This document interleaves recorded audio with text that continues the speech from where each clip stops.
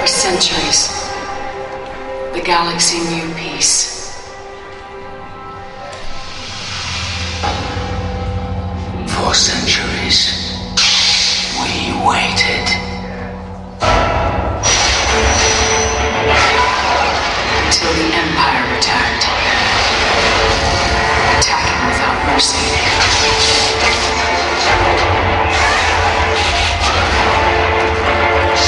Until we struck the Republic, reclaiming our ancient home. Now we must defend the Republic.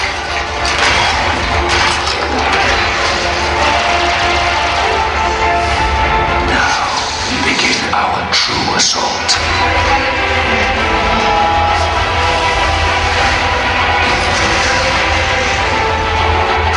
And though many have died, And though the Republic fights on, we will prevail. we will destroy them.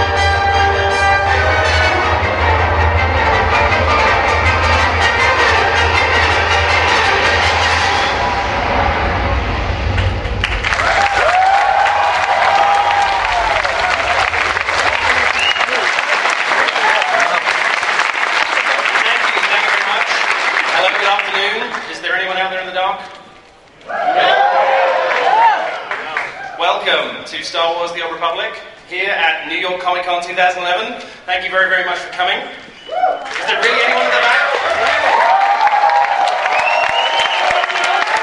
There's a lightsaber back there. I think there is someone in the back row, so that's good.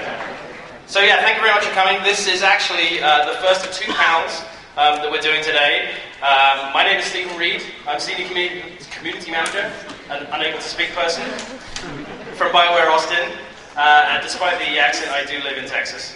And I'm going to be your host for this panel, as well as my esteemed colleagues here, who we'll introduce in a minute.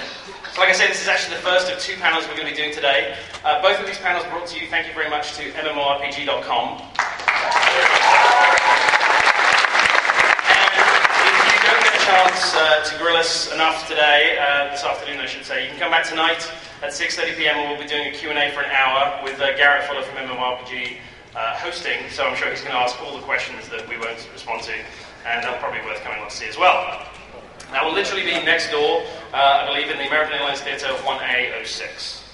Okay, so before we get started, I just want to introduce a few people who will be talking about the game today. So let's meet the team. To my immediate left, we have James Olin, Game Director for Star Wars: The Old Republic, the man in charge of basically.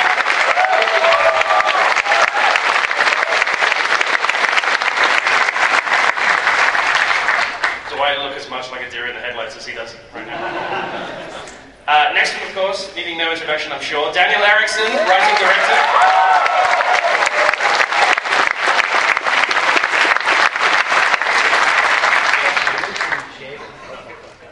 And we lost someone who's going to be on the next slide, but I'll give you this as a preview because he's going to be there later on at 6:30.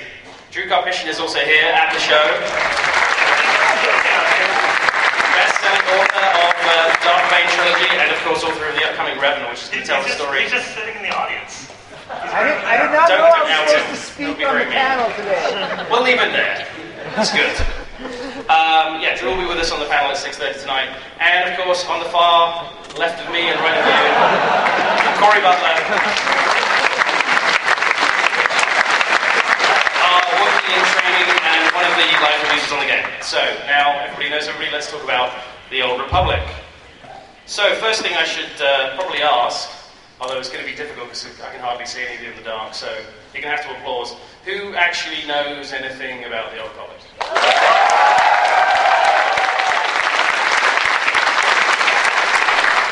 So, among those of you who know things about the game, how many of you have actually played the game? How many of you are in testing right now? Okay, security, all of these guys just broke our NDA. If you could just take them out outside, because they're not. All right. So I appreciate that those of you who are in testing. You know, it's been great to have you testing the game. But some of you apparently are still in the dark, and I mean that literally, especially for the back row. So I'm going to give you a very quick background info on the game. Star Wars: The Old Republic, in case you have heard of it just for the first time today, is a massively multiplayer, story-driven MMO from BioWare and, of course, LucasArts. It is set thousands of years before the original movies. In fact, if you want to be precise about it, 653 years before the movies, and about 300 or so years after Knights of the Old Republic, which was, of course, a game also made by BioWare. And I'm pretty sure this world had a little bit to do with that one. And, of course, as I say, it's 300 years after Knights of the Old Republic, so what we did was we put together 3 cinematic trailers, which I'm sure you're all familiar with. Oh, yeah. In return, you saw the beginning of our story, the retaking of Korriban, the ancient homeworld of the Sith Empire.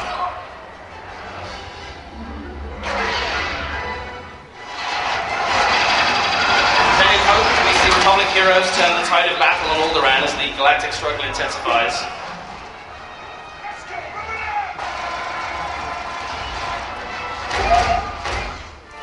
Then, finally, in Deceived, we saw the climax of the Sith Empire's plan, their attack on Coruscant and the Jedi Temple, forcing a treaty and beginning a Cold War across the galaxy. Of course, the story doesn't end there, though. It continues straight into the game itself. And as part of either the Galactic Republic or the Sith Empire, you're going to be playing one of 8 character classes that are based on iconic Star Wars heroes and villains that you can see here.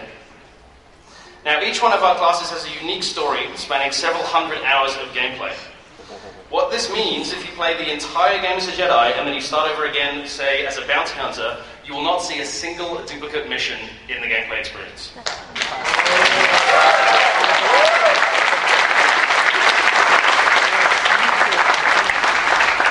As well as this storyline, which is specific to your class, there is an overarching story that plays out through the entire game, which you'll experience with thousands of other players at the same time. We really believe it's going to change your definition of what an MMO can be. We've put a lot of time and effort into adding story to the MMO experience to make it richer, deeper, and more engaging than ever before. Now, while story is extremely important to us, we're making an MMO, not a movie, so the Old Republic has also got all the features you'd expect from a modern MMO, such as high-level endgame content, player versus player combat, and social features. Now, we're going to talk about a few of those things today. However, we're also going to talk about the bigger picture, and we're going to do that through the use of numbers. You didn't know there was going to be a math lesson in there as well. So let's start with a very, very small number, number 1. It's a small number, but it is very, very important to us. The reason I talk about number 1 is because we're only making one game.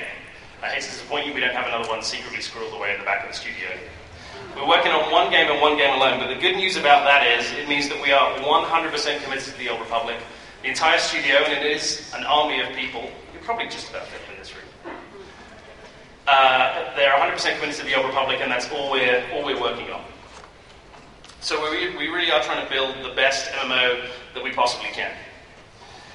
But we want to jump to really big numbers, so I'm actually going to hand things over to Corey Butler for a moment, who is from our live services team. Corey?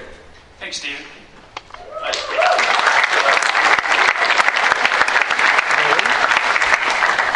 So myself and the rest of the live services team, we all work at the studio there in Austin, Texas. And the live services team as a whole, we're dedicated with laser-like focus to one thing, and that's keeping the live service of Star Wars: The Old Republic up and running. As we're a couple of months away from launch, you may think that we're just sitting at our desks playing with our action figures, waiting for the launch day to come. But in reality, there are thousands upon thousands of people playing the game right now as I speak. And they're playing it on servers based across the US and Europe. And we're supporting those servers and those players 24/7 at this point. Now, Steven also asked me to give you guys a big number, so I went ahead and threw out one of the larger ones I could find. This one's a big one. And here it is, 4.8 million. So since last March, this is actually the number of hours our testers have spent in the game. 4.8 million hours playing the game.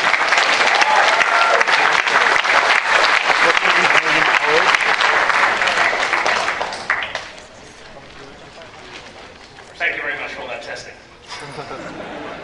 I personally learned about 500,000. Understandable.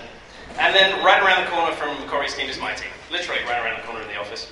The community team, you might think that all we do is sit around all day and read the forums. Sadly, that's not true. What we do, and I mean, it would be hard to do that considering, and here's another big number, we get about 200,000 forum posts a week right now, on an average week. On a good week, like on our pre-order week, we've got about 350,000. So it does take a while to read through all those posts. So that's not what we do all day. What we really do, the most important thing we can do, is basically sit between the players and the developers. So this is why, if needs be, I will actually physically leap in front of these guys to prevent them from getting attacked or touched. And what we do is we talk to you guys, the players, and then we bring that feedback back to the devs, and then we also act as the voice of the developers back to you. Except in the case of Gail October, who posts every day, all the time. So he does that by himself. But we give the developers a voice. They need to spend time developing the game and making it as best as they possibly can. And we try and explain the decisions as best as we can. So, that's our primary focus. And of course, something else we do is we go to shows, which is why we're here at New York Comic Con.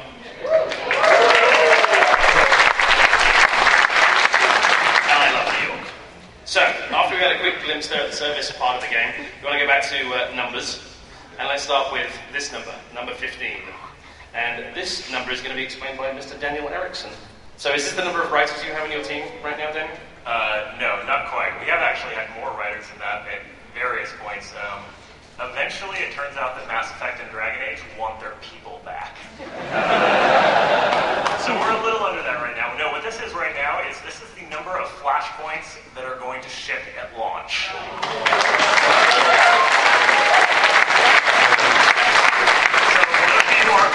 Flashpoints are our group-based, beautifully put together, incredibly tightly scripted content, sort of what you'd think of in an other MMO as a dungeon. They're your epic adventures. You can bring your friends. We did great iconic Star Wars pieces there. You can bring your companions if you're super brave and you want to try and do it that way before. We talked about some of the early ones. Some of the Flashpoints we had tried to keep under wraps, mainly because of story concerns, spoiler concerns. But testing started. People started playing Flashpoints. We talked about the Terral 5 Flashpoints. We talked about the transition Flashpoints. A few more we kept back. We kept getting the same thing from testing. We want more. More. And some of the objections were really good ones. Basically, the way the game functions is we give you experience points for anything you try to do. And so people kept saying, okay, I can do just my class content and then just do PvP. And level all the way up if I want to. I could just do the space game in my class content and level all the way up if I want to. Why can't I do Flashpoints? Why can't I do that all the way through? So right now what we're telling you is there will always be a Flashpoint of the appropriate level for you to go and do all the way through the leveling experience.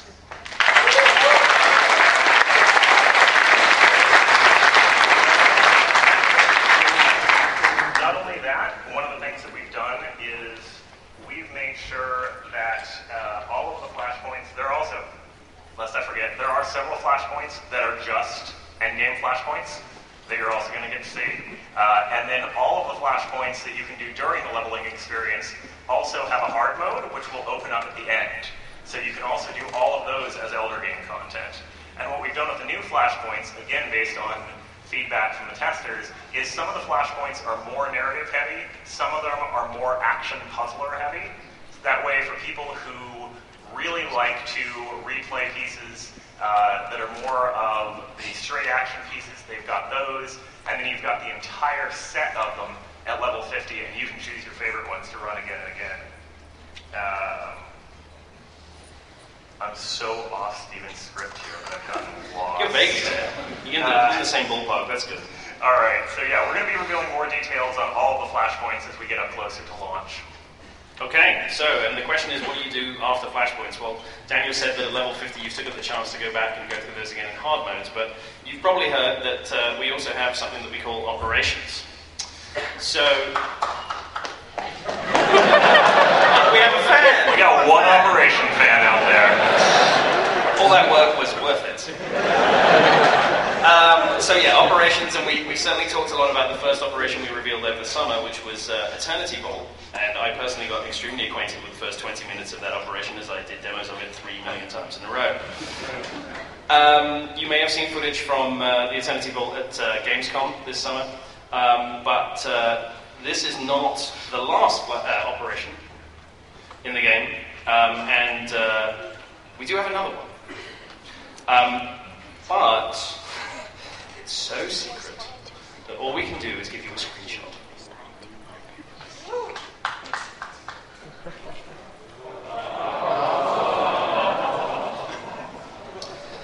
Daniel? Yes, sir. Do you want to say anything about this unnamed operation?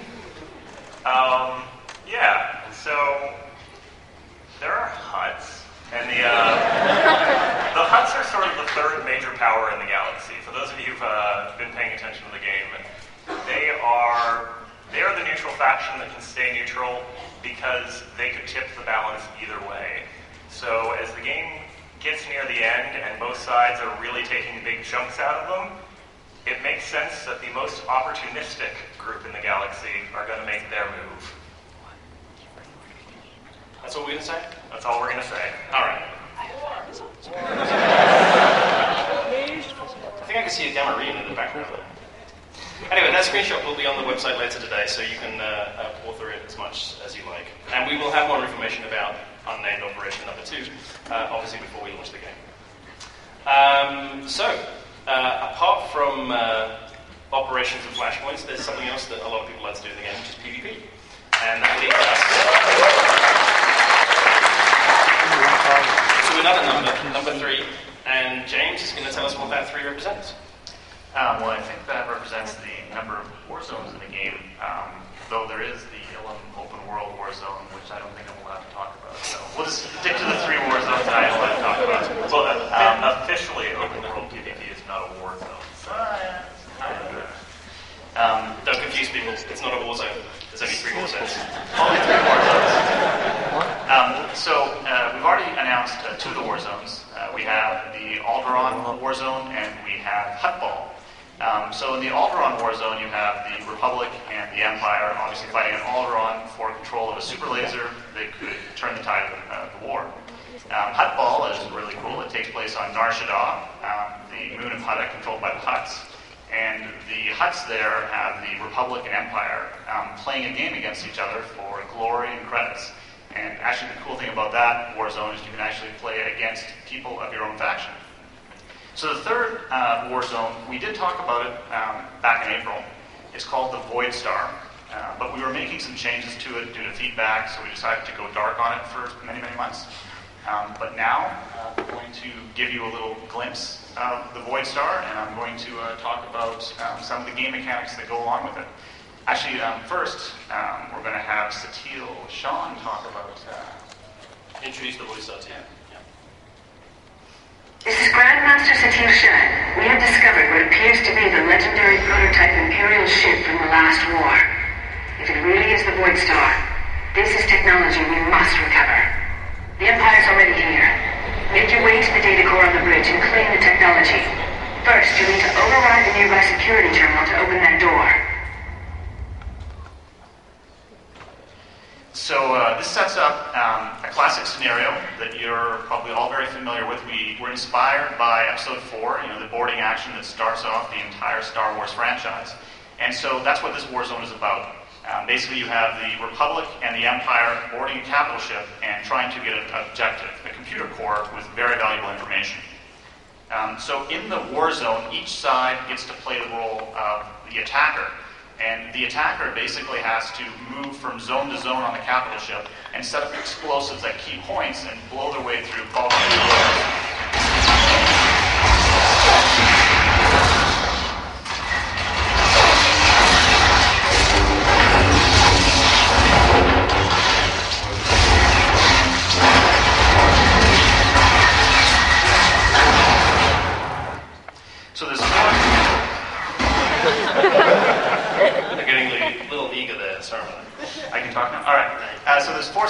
stations on the ship, and you have to get through each one of them. Now, even if you don't successfully get all the way to the core on the ship, the match will actually end and then restart with the opposite side now having to do the same thing, having to fight all the way through the ship while the opposite team tries to stop them. It really gives you that feel that you saw from Episode 4, A New Hope. So it's really doing well in testing. People are really excited by it. I think mainly because it evokes Star Wars in a way that people are really excited about. Let's have a look at another couple of moments from the Void Star.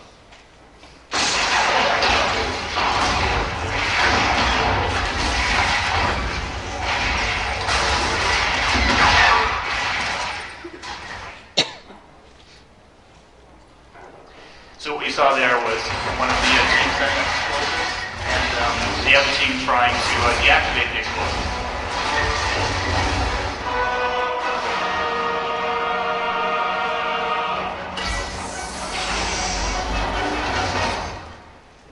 Nice try, Republic team.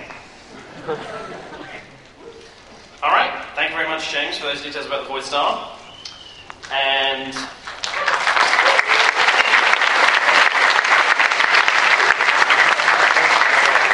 we're going to ask James for a bit more information because, of course, when you're not jumping into Warzones or Flashpoints or operations, you might be looking for some downtime.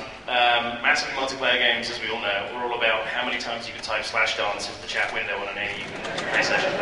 So we thought it was important to put some really cool social hubs into the game, and that's what we did. So James is going to talk a little bit about those.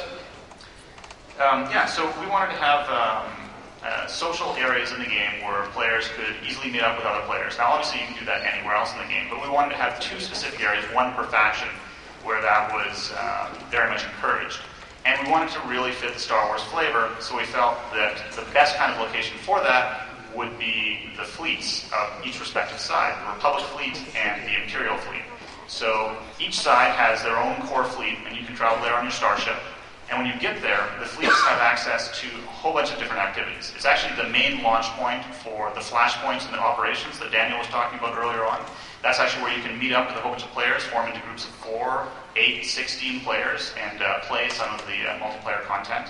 It also has access to the Galactic Trade Network, so that's where you can trade items with other players. Finally, it has some of the best vendors in the game, so you can go there to spend all your credits. It's basically a place where you can go and find hundreds of other players at the same time, join up, and do some of the group content in the game. Let's have a quick tour.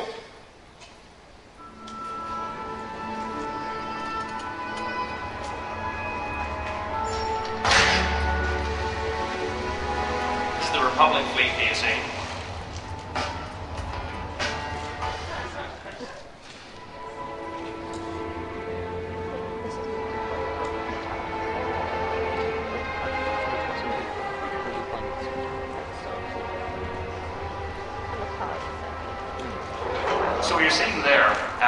One of the advantages of buying the Collector's Edition is it actually, well, it gives you many, many different advantages, but one of them is the access to a VIP area on the fleets. So that's an area where basically you and your fellow Collector's Edition players can go and interact.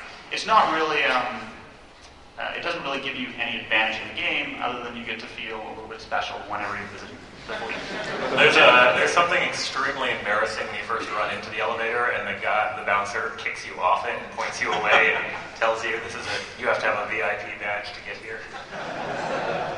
Very exclusive. Okay, thank you very much, James and Daniel and Corey. We do have some time for some Q&A, and I think we have a mic somewhere in the dark right there. If I'm not mistaken, do we have some hats? We have hats. So if you could line up behind that mic, that would be great. Hey, Drew, don't you want to come up and answer some questions? No. Apparently not. Oh, no, he is. He's slowly moving. Come on, Drew. All right. Just for attention, everybody. For some reason you don't know, the original rewriter of the original Knights of the Old Republic, and now here with us. Okay. The X-Wing jacket. What's your question? Hello. Hello. First of all, thank you for making this game. And I have a couple questions. when you mentioned that you weren't working on any other games right now, does that include future expansions? No, that does not include future expansions. But we can't really talk about it. No, that's fine. Detail. And also, writing is done with this game, and I still have a job. And also, for like dungeon or raid bosses, besides like giant droids and rancors or whatever animal, do you have like what are they? Well, one of the thing about giant droids and rancors, I mean, they're pretty. Well, when you look at Star Wars, you look at the main villains of Star Wars. A lot of them revolve around people who can use the Force. So yes, we do have things other than big monsters and big droids. In fact, how much have we revealed about the main villain of the first operation? All of it. Not that much. I think we're trying to keep the end bosses pretty much under wraps for things. Let's just spoil that the end boss can use the Force. And one of the things, like I get what you're saying, which is that so often it's the giant things, but there's a lot of different ways to do it. Gabe's team has gotten really creative. You can do normal-sized guys with puzzle fights, with wave fights, with commander fights, all sorts of cool stuff, all of which has gone into the game. The amount of complexity and interesting things happening in boss fights, not just in operations, but in Flashpoints as well, has shot through the roof in the last few months. And both sides can fight the same villain, or like Republic can only fight one person. That depends. We have some Flashpoints that are specific to Republic, and some that are specific to Empire, and some that can be shared. And how many races are there? Is this a follow-on question? It sounds like a follow-on question to me. I have a lot of questions. There's a big old line. All right, let's move it. I'll make this quick. I only have one question. I wanted to know what you can tell me about a smartphone app or an application that would be integrated into the game that we can see after launch. There's a lot of talk about it, but there's nothing specific. We love smartphones. Next question. Hi folks, James, I have some questions for you. My name is Ed, I'm a host with GameBreaker TV. So I have two questions about the World PvP that you said that you're not allowed to talk about. One, on a given server, if there's a faction or population imbalance between Republic and Empire, how do you guys plan to handle that? And two, how much can we expect the World PvP to scale in terms of number of players within a close proximity? I don't think we can answer either of those questions right now. We are still in testing. Sorry. Next question. Let's just go through the whole line of this. It'll be fast. There you go. Next. No. Is there some sort of dungeon finder in the game that makes it a little bit more easier for people instead of maybe talking in a general chat or whatever you guys have planned? We looked at functionality like that for the game, but I think a dungeon finder type functionality is better for a game that's been around for a while. In some ways, it makes exploring the world, it kind of takes away from the exploration of the world because you can just jump to areas right away. So we decided to not put that in for the initial release. It's something that...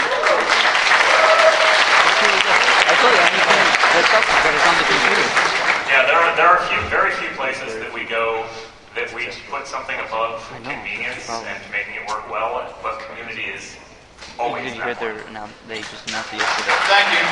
Thanks for that nameplate. I really appreciate that. It's in your hat. It's not really, don't mob that poor guy. Yeah, second quarter 2012. Hey guys, I was wondering for the current testers right now that are in beta, is there a date that maybe the NDA will be lifted where we're able to talk about the game? There is a date. It's all about how you phrase the question, you see. How's it going, guys? I'm Nick from the previous Republic Guild Prime Defense. Just thought I'd throw that out there. My question was, I wanted to... one of the things I like is that you guys take into consideration a lot of feedback that you get from your testers. So a lot of things you change, like the vehicles and the look of the vehicles and the UI. There was a lot of feedback on that. One of the things I want to know is there anything that was previously announced that will not be ready for launch because you had to revamp it? I heard something maybe about guild banks not being ready at launch. Is that true? Well, guild banks were never actually announced, so that would not come under the category. So was there anything that was? There's probably a couple of minor things, but I can't think of anything really major. Yeah, we're very careful announcing things that we haven't already implemented or tested in the game. Which makes people mad a lot of the time, but it saves us from that situation right there. Sure. However, what we found is that people will, especially on our message boards, will sometimes announce features that we haven't even talked about, and it will kind of go viral, and suddenly it will seem that we have that feature in the game. So or somebody will announce that we're going to have 5,000 planets over the next decade. Or, does that mean? I said 20. Actually, that was Dallas, I think. He was joking. Oh, okay. Alright. This is why I have a blowgun secreted underneath this Next thing we got on Wednesday. I have a question regarding Valor ranks. Would they be able to grant points to purchase abilities like Dark Age of Camelot or Warhammer?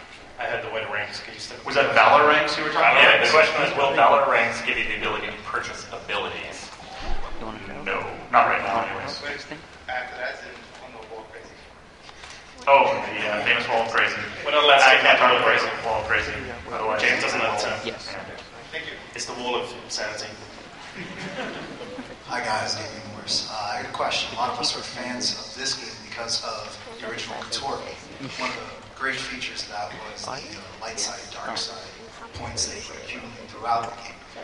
We've heard rumor, if not confirmed, about possibly gear that's different based on your light side, dark side points. Is there anything similar to the feature in SWTOR where you may get a certain type of ability or boost in certain kind of abilities based on your light side, dark side points, or possibly at end game obtain a ability that someone else might not be able to based on your light side, dark side points? Well, light side, dark side is obviously core to Star Wars. It was one of the cores to Knights of the Republic, and it is pretty important to the Old Republic as well. We have several features that we've put in the game that are applicable to the light side, dark side system, including something that I'm sure you're all familiar with. If you go down the dark path, your character will become corrupted, and that will actually change the look of your character. Did we get that in?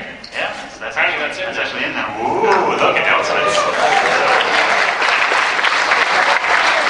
James is going to let one slip in any Q&A. So. But we're also giving out light side and dark side themed items. Some of those items are more just for look. So that, if you want to look like Luke Skywalker from Return of the Jedi with your black Jedi uniform, you're going to have to go down the dark path in order to get there. During design discussions, we've discussed a whole bunch of different ways that the light side, dark side system could impact your character. Right now, we're staying away from abilities due to a variety of reasons I won't go into now. But post-launch, we're always going to be. It is a core to Star Wars, so it's something that we're probably going to expand on.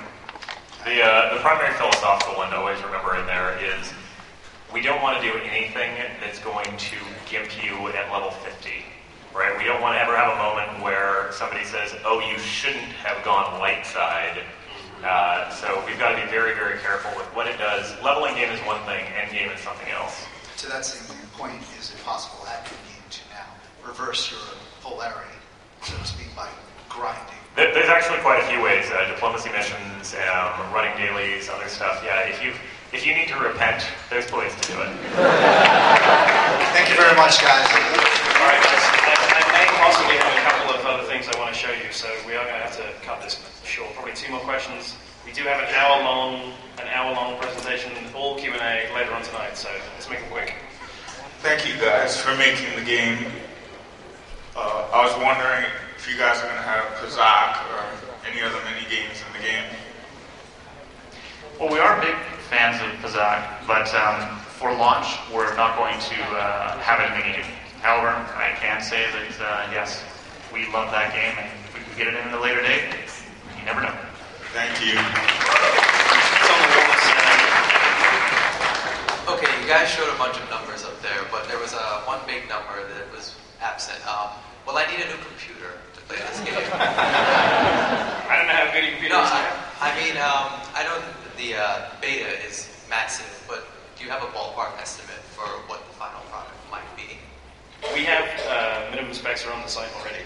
If you look on the pre-order page, right down the bottom, there's minimum recommended specs in there. But maximum. What is the best we can run? I'm sorry, say again? The best? Okay. Good question. Can I have a good question?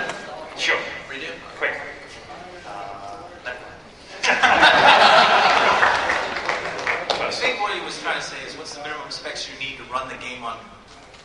topped out specs. Right. Not what's the minimum to run, but what's the minimum you need to run it the best it can be run. Corey, that's what he was trying to ask. The recommended specs, I believe, are also on the. Yeah, the recommended specs are on there. Recommended specs will get you topped out on all graphic categories. That should be. My question I was very surprised when I heard how many of the classes were going to be able to heal, how many of the classes were going to be able to tank, like the Inquisitor tanking surprised me. Best thing ever. Is it? Well, here's the thing: is there's many experienced MMO players here, and it'll take a while. And if you already know what kind of role you want to play with your guild, because your guild's coming from another game, and you want to satisfy that role, can you in the forums release some information? Hey, yes, this is a tank, that's a tank. But if you want an off tank that's going to grab every ad on the planet and hold aggro, no matter what kind of AOE they do, this is the kind of thing you want to go. But if you want to be a tank that gets in the boss's face, it takes the biggest hit all the time, a single point tank, a multi-tank, a single point healer, a raid healer. Can you define the roles a little more? Awesome nicely on the forums. Actually, one of the some of the feedback we've been getting is that the way that we provide, because we're giving players a lot more options when it comes to healing and tanks and DPS, it can be a little bit confusing. So we're going back and doing a pass on explaining the roles a lot better in the interface, so that it's much easier when you're making choices about your advanced class and when you're going to put points into your abilities, what you should be doing if you want to be a tank or if you want to be a healer. We're also trying to, it may or may not get into shift, but in features that will allow you to see